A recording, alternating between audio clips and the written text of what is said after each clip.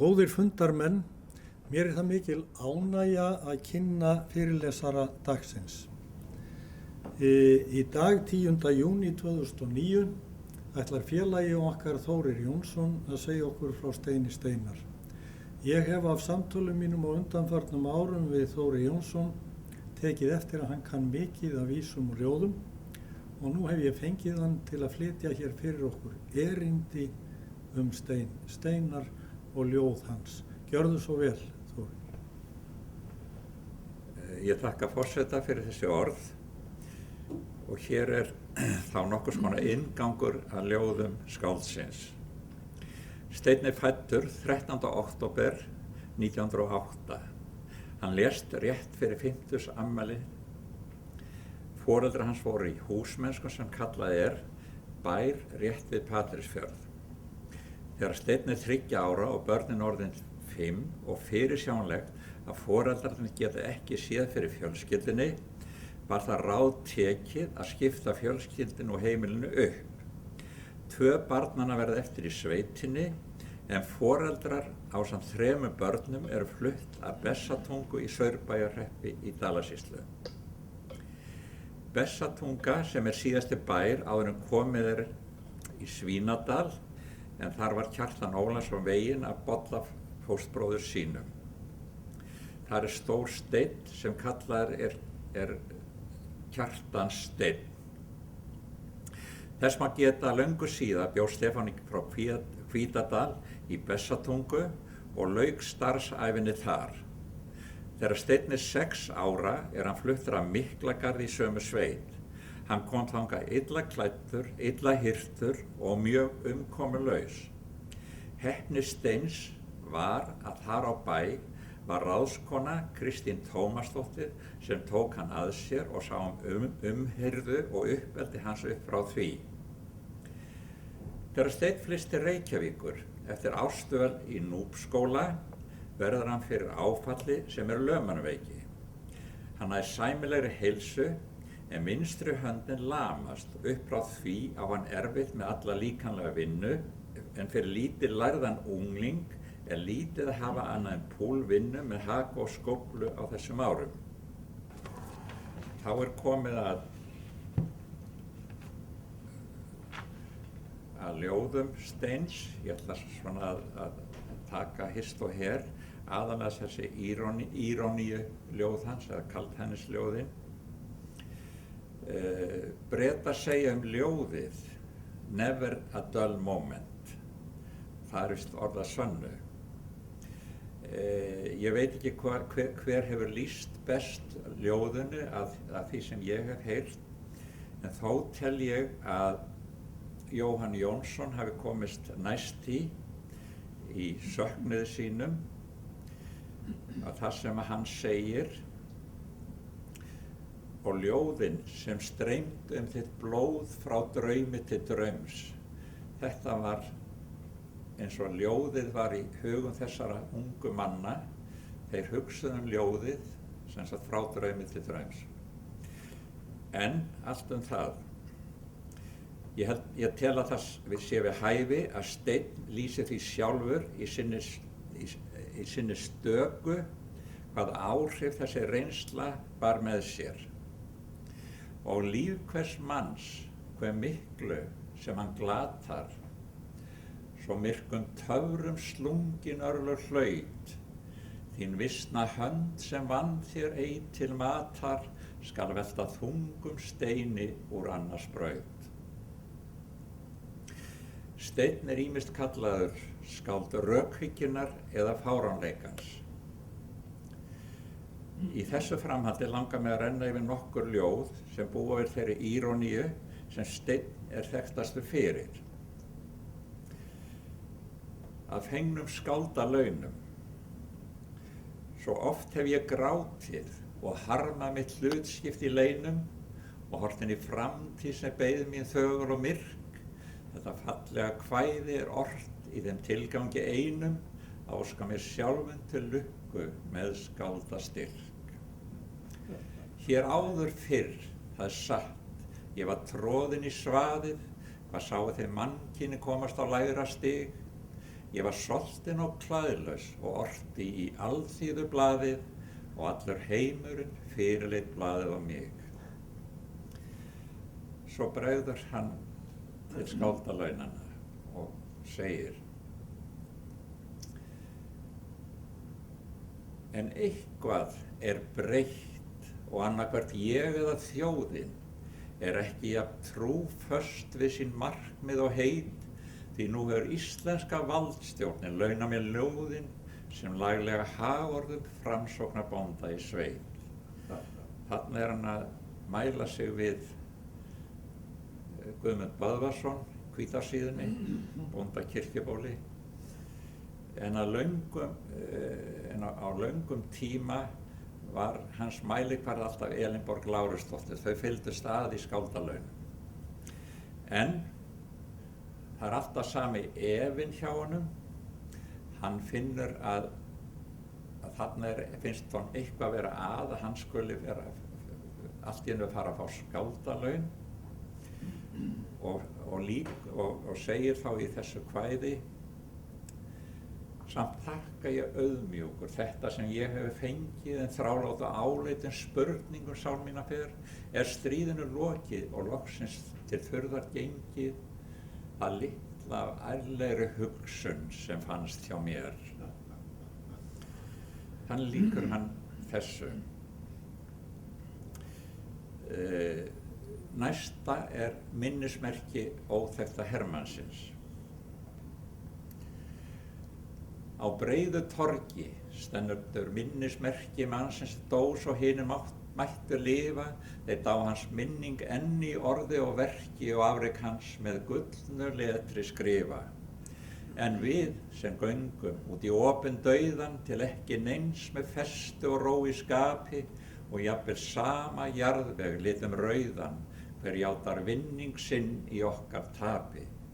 En fagnið ei meir hans afreksverkum yfir því þótt ykkar vitund sjúkleg hugmynd blekki, hann féll en aðeins fyrir þann sem lifir, við föllum fyrir þann sem lifir ekki.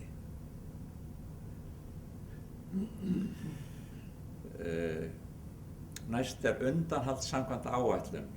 Við könnumstum við það sem að munum minnst að kosti seinni styrjöldina, að ef að menn sáu sér færi á flótta þá var það kallast undanhald samkvæmt áætlun, þó að flóttin væri algjör, en allt það.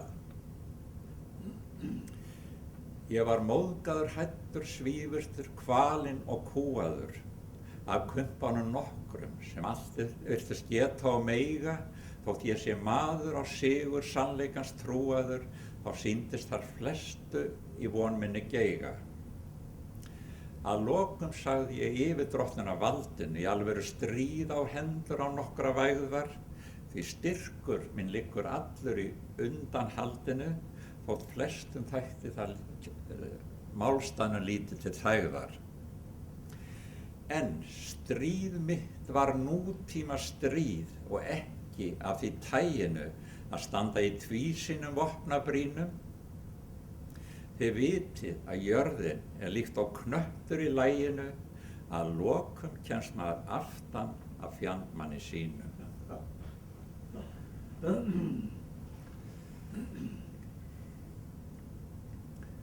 Þá komum við hérna að Passíusálmi nr. 51,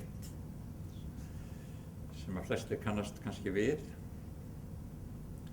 Á Valhúsahæðinni er verið að krossfesta mann og fólki tekur sér far með strætisvagninum til að horfa á hann. Það er sólskin og hiti og sjórinn er skínandi blár. Þetta er laglegu maður með mikið enni og mógult hár. En stúlka með sægræn augu segir við mig: skildi ekki manninu leiðast að láta krossfesta sig. Að frelsa heiminn, það var vafalaust margir reynt það. Kannski hefur það setið í steini einhvers staðar langt inni, en þetta eru svona tvö erindi.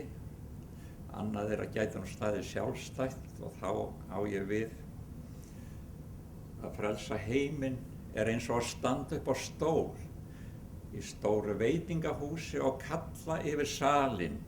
Hér inni er stúlka í allt of þröngum kjól og allir vita að þessi maður er galinn. En samt sem áður heldur hann nú áfram og það finnst mér nú frekar skemma kvæðið því þetta gæti eiginlega staðið sem bara alveg sjálfstætt sko því að engum hefur tekist að frelsa heiminn en þá. En hann segir þó þú sért maður bæði góður og gegn og gangi til hlés sem saklaus drengur og feiminn, þú ræðst samt alltaf á það sem þér megn. Þess vegna tekst þér aldrei að frelsa heiminn. Þá er það Hallgrímskirkjan sem að ég segir sé nú mesta íronían í þessu öllu sko. Því þar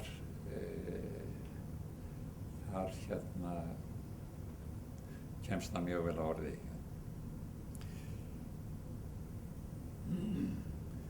Og húsameistari ríkisins tók handfylli sína leir og horfði dulráðum augum á reislur og kvarða. 18-20 sinnum 102 þá útkomu læt ég mig lítils varða. Sé turninn lóðréttur, hallast kórinn til hægri, mín hugsun er sú að ein trappa sé annarri lægri. Húsameistari ríkisins tók handfylli sína leir, en þá kom Hallgrímur Sáliu Pétursson og sagði við hann: húsameistari ríkisins, ekki meir, ekki meir. Þetta er náttúrulega alveg stórkostlegt sko að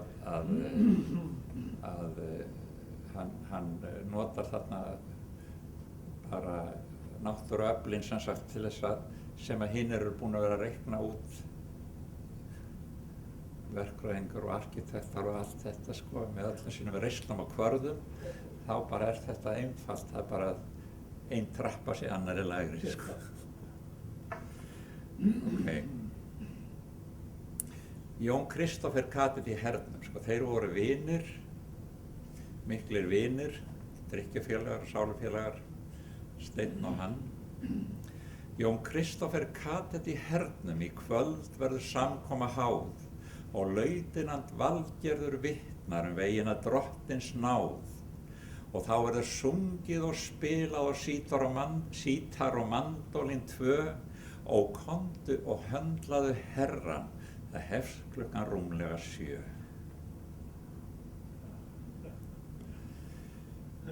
Svo kemur þetta merkilega ljóð sem að stangast á við allt eiginlega það sem að Steinn hefur smíðað og það er að vex eitt blóm fyrir vestan. Og það hefur eiginlega enginn komið með skýringu á því hvernig þetta ljóð er til komið.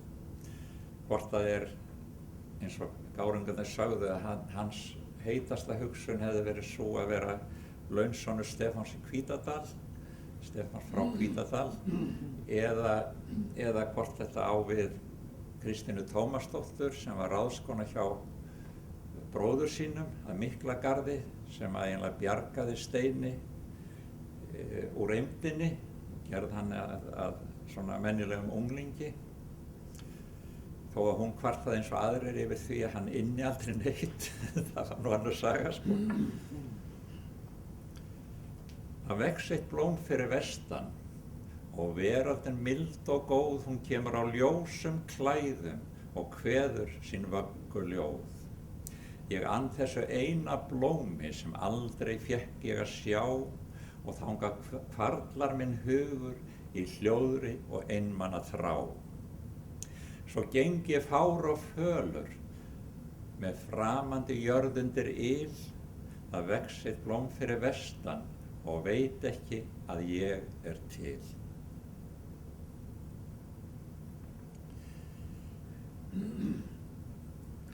Ég veit ekki hvort við ætlum að taka þarna miðvikudaginn með í þess að því það er nú miðvikudagur sem við höldum okkar félagsfundi svona í gegnum árin.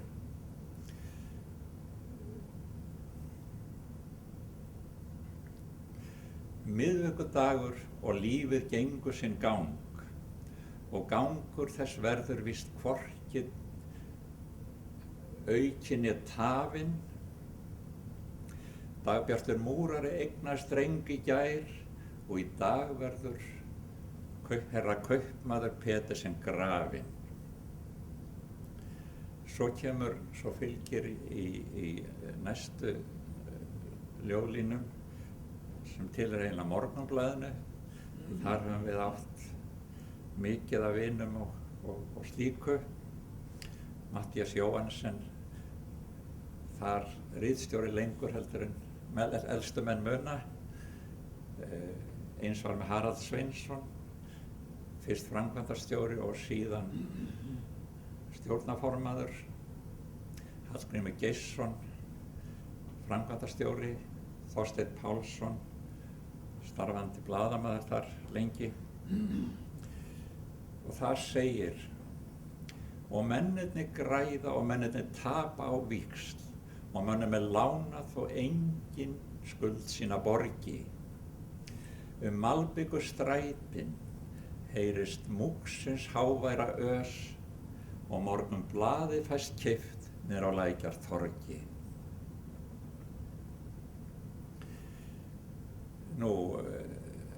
Útrásavíkingarnir eru byrjaðir að vitna í stein í draumi sérhvers manns. Látum það þá fylgja með. Í draumi sérhvers manns er fall hans falið. Þú ferðast gegnum dimman kynjaskó af blekkingum sem brjóstið hefur alið á bakvið veruleikans köldu ró. Og draumur þinn býr þeim mikla mætti yfir að mynda sjálfstætt líf sem ógnar þér. Hann vex á milli þín og þess sem lifir og þó veit enginn hvað í milli ber. Og sjá, þú fellur fyrir draumi þínum. Í fullkominni uppgjöf sigurals manns, hann líkur þig löngum armi sínum og loksins ert þú sjálfur draumur hans. Ég ætla svona aðeins áður við kveðjum stein að lesa hér eitt lítið óbundið efni sem hann skrifaði bæði í Alþýðublaðið og var svokallaður ritstjóri útvarpstíðinda á tímabili. Skrifaði þá heilmikið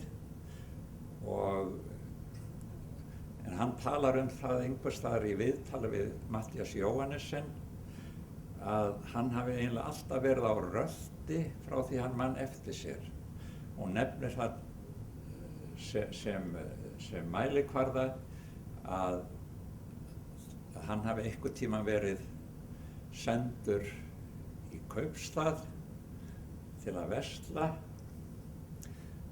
og honum finnist eins og hann sé drengurinn sem að fór að heiman í kaupstaðinn og hefur ekki komið þangað síðan, enda löngu búinn að gleyma erindinu.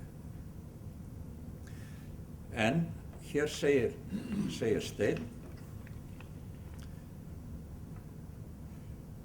hann kallar þetta á röltinu, það er sem sagt óbundið mál og nefnir það hausthamra og það er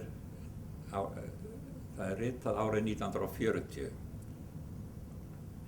Drukkin kona kom yfir götun og talaði við sjálfa sig. Það er búið með mig, sagði hún, bæði þar og hér.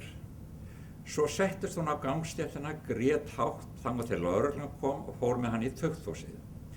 Það er annars einkennilegt hve þung hegning er lögð við að gráta á Íslandi.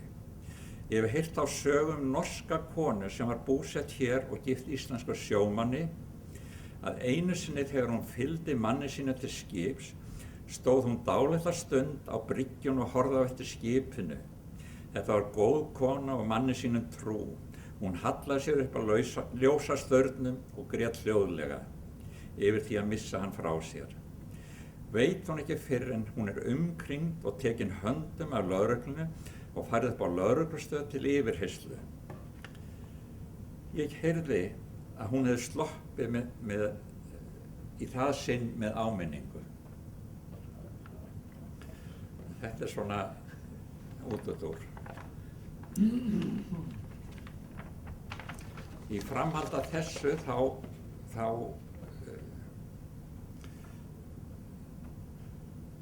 langar mig aðeins að bregða á leik með Halldóri Kiljan. Þeir bæði Kiljan og Steinn ásamt fleirum fengu að heyra svona ýmislegt sinn skáldskap og framkom allt eftir því og hvað álit fólk hafði á þeirra kveðskap. Samanber stöku Ingveldar Einarsdóttur sem var ráðskona hjá Bjarna Ásgeirssyni og Jóni Guðmundssoni þegar þeir bjuggu saman á Reykjum, en hún eignaðist, eða Bjarni gaf henni kvæðakver Kiljans þegar að það kom út fyrst rétt eftir 1930 og þá segir hún: Ég hefi eignast Kiljans kver kvæðin ég ekki hirði, eyðurnar ég þakka þér þær nokkurs virði. Þetta segir allt sem þar. Nú, Steinn fékk að heyra frá Leifi Haraldssyni. Magnús Ásgeirsson hafði þýtt kvæði Karl Sandburg sem hét Gras og var ort í eftirstöðvar fyrri heimsstyrjaldarinnar Verdun, þar sem að grasið var farið að gróa yfir svörðin og Karl Sandburg sem var nær því að fá Nóbelsverðlaun á sínum tíma, hann var svona sænskur Ameríkani, mjög þekkt ljóðskáld og hann nefnist þetta sem sagt gras vegna þessa sem ég sagði væri að það var vaxið gras yfir svörðin þar sem að barist hafi verið og 100.000 manns létust þarna á tiltölulega skömmum tíma eða bara í þessari orrustu, Verdun-orrustu. Og Steinn orti kvæði Verdun sem að eða Verdun, hvað sem við köllum það, svona á líkum tíma eins og þegar Magnús Ásgeirsson þýðir kvæði Karl Sandburg. Þá segir Leifur, sendir Steini þetta ljóð, eða þessa stöku: hirðusemi hneyksli eitt að fjasa, svo höfuð dyggð af náð mönnum veitt. Hjá Karli Sandburg kennir margra grasa, menn komast varla hjá að taka eitt. Það sem sagt það var grasið. og kvæðið leið, sko, það var svona gengið nærri kvæðinu.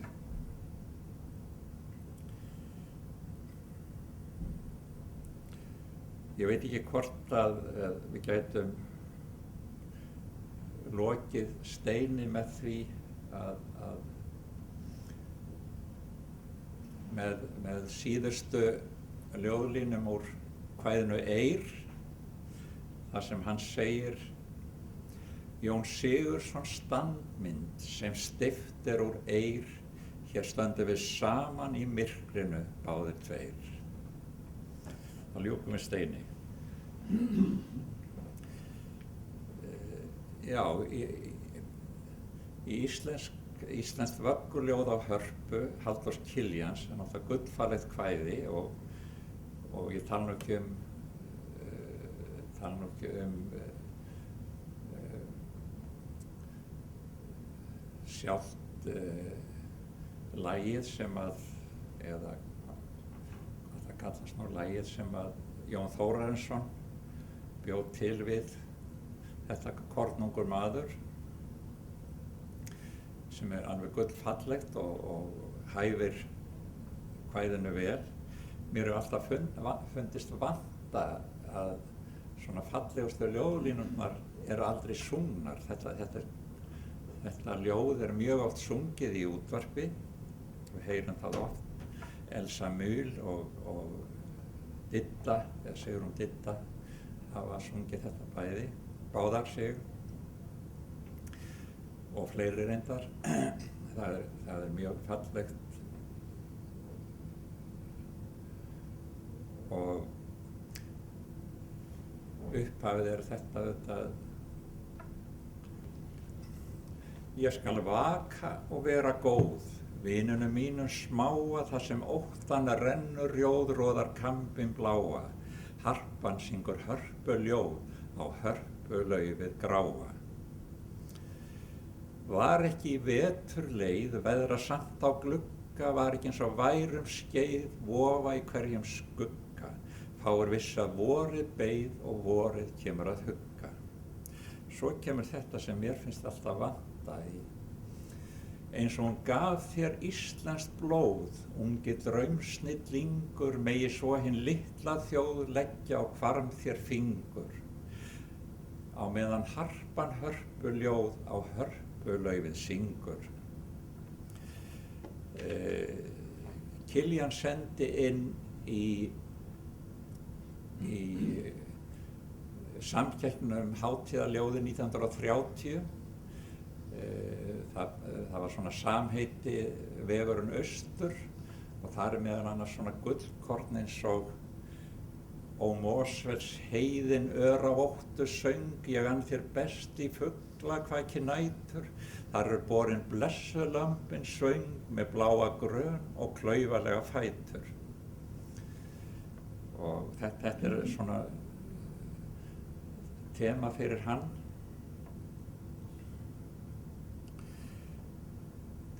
Svo náttúrulega þegar hann yrkir þessa ferðir sínar austur á Fljótsdalshéraði og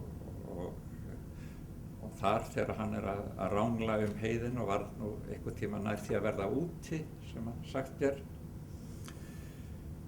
og þegar hann var að skrifa Sjálfstætt fólk, þá náttúrulega ferðast hann þarna mikið og mest fótgangandi. Og þá yrkir hann kvæðið Hallormsstaðaskógur. Bláfjólum má í birkiskógnum líta, blessaði norður hveli sem ég ól,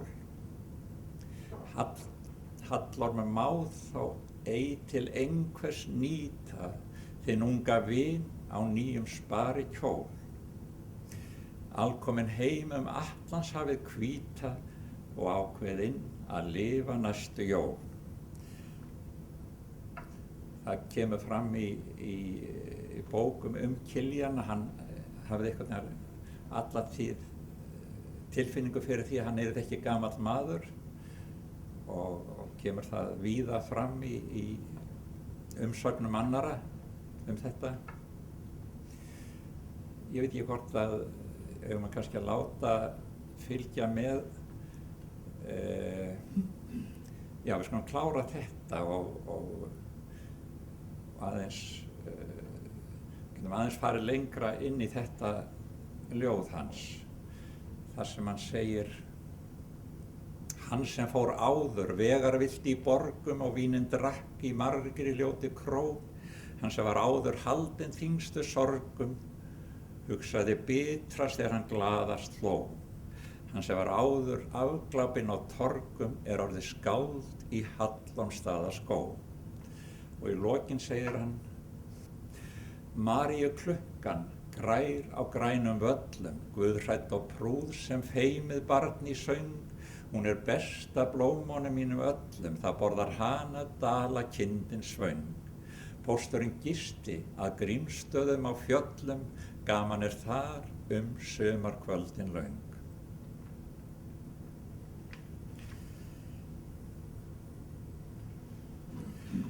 svo hér staka sem að Sigurður skólabróðir hans, Sigurður í Holti kallaður, prestur, dósent og prestur, allt þetta tví, sem nú aðeins eitt lítið ljóð sem að ég held ég muni. Biskur og hýr, bitur og glettin í senn, alltaf á verði, ögn til hliðar við aðra menn. Það er ekki meira. Biskur og hýr, bitur og glettin í senn, alltaf á verði, ögn til hliðar við aðra menn. Þetta er mjög fín mannlýsing í stuttu máli. Frábær.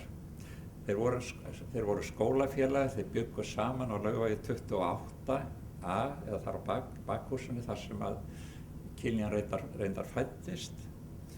Þeir leigðu þar svona háaloft þar sem var gengið upp svona einhvern hálfgerðan hænsnastiga eins og kallaðist í hérna í gamla daga. Og þar var ein pera bara í loftinu og eitt rými fyrir þá alla þrjá. Það var reyndar Sigurður Ólafsson verkfræðingur sem að bjó með þeim. Þeir voru þarna þrír, Kiljan, Sigurður í Holti og Sigurður Ólafsson verkfræðingur. Sigurðarnir voru svona dálítið rallarar, komu oft heim seint.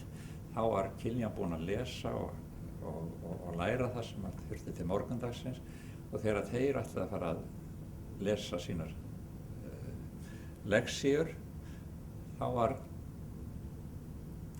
var Kiljan fljótur að skrúa úr þessa einu peru sem hann var til að lýsa. Svo það var ekki mikið lestur hjá þeim. En þeir luku nú báðir sínu námi, sko. Ég veit ekki hvort að, því að þeir voru náttúrulega aldarvinir, eða það sem kallast aldarvinir, bestu vinir, Magnús Ásgeirsson og Steinn. Og Magnús var náttúrulega ótrúlegur þýðandi, eins og allir kannast nú við Laugardalskvöldið á Gili, hvernig það er staðfært, menn halda að sé að syngja íslenska sveitamenningu þar. En það er eitt svona lítið kvæði sem að hann þýddi, sem er bara svona dæmigert hvernig hann staðfærir hlutina. Og þetta er nú skáldkona, þýsk skáldkona sem var upp á 19. og 20. öld og hét Ríkarda Hogg, var þýsk sem sagt, að þetta litla ljóð er svona: Mig langar til þín eins og lækinn til stranda, eins og svölun á haustin til suðrænna landa, eins og Íslending dreymi undir erlendum hlyni mjallhvíta jökla í mánaskyni. Þetta er svona smá dæmi hvernig staðfærslan er hjá honum.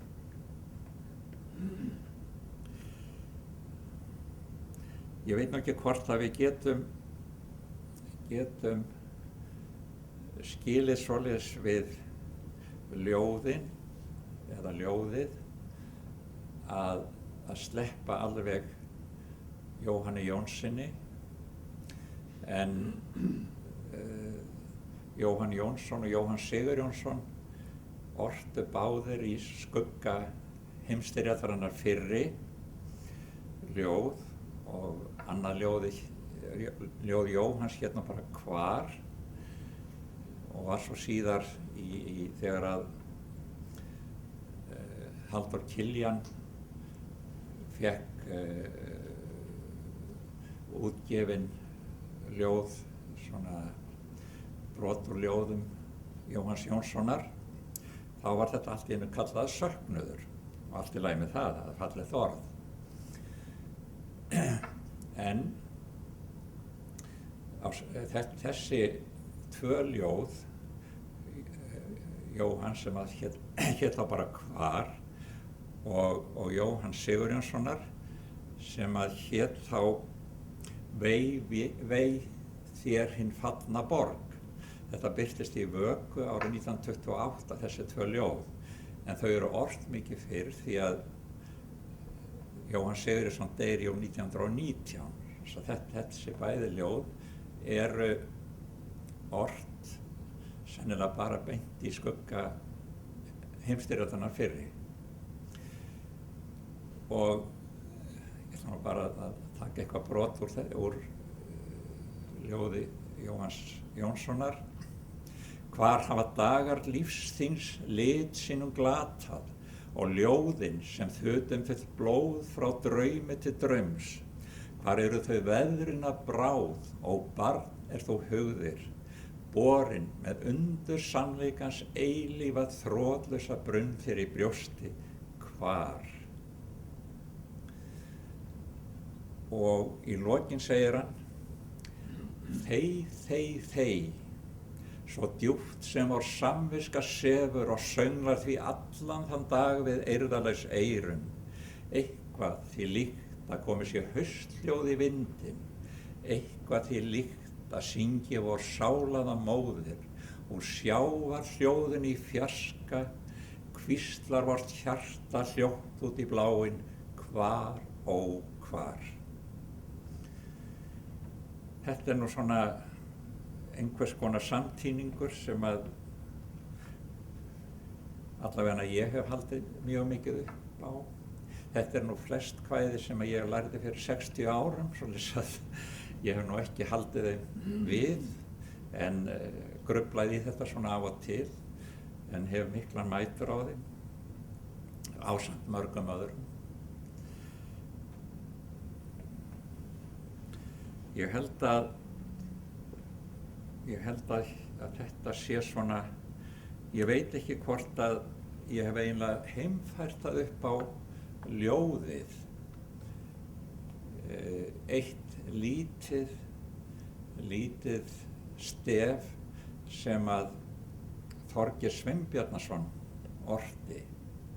Mér finnst það eiginlega svona vera ljóðið þó það sé ástina. Ég fór á fund við ástina í fylgd með þér og síðan ég aldrei með sjálfu mér.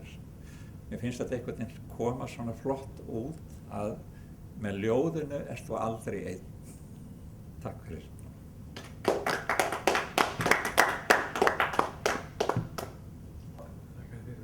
Takk sömuleiðis. Já, mig langar, góðir félagar, til að þakka Þóri Jónssoni fyrir þetta frábæra erindi. Það var reglulega gaman að hlusta á þetta og mér finnst það segja okkur dálítið íslenskt þjóðfélag. Þegar félagi okkar sem hér fulltrúi fyrir atvinnugreinina bílaþjónusta kemur hér á fund til okkar á níræðisaldri og flytur hér erindi íslensk skáld og ljóð, mest mælt af munni fram á þann hátt að jafnvel prófessorar í bókmenntum gætu verið stoltir af. Þetta var virkilega ánægjuleg stund að fá að vera viðstaddur og hlusta á þetta. Þakka þér fyrir, Þór.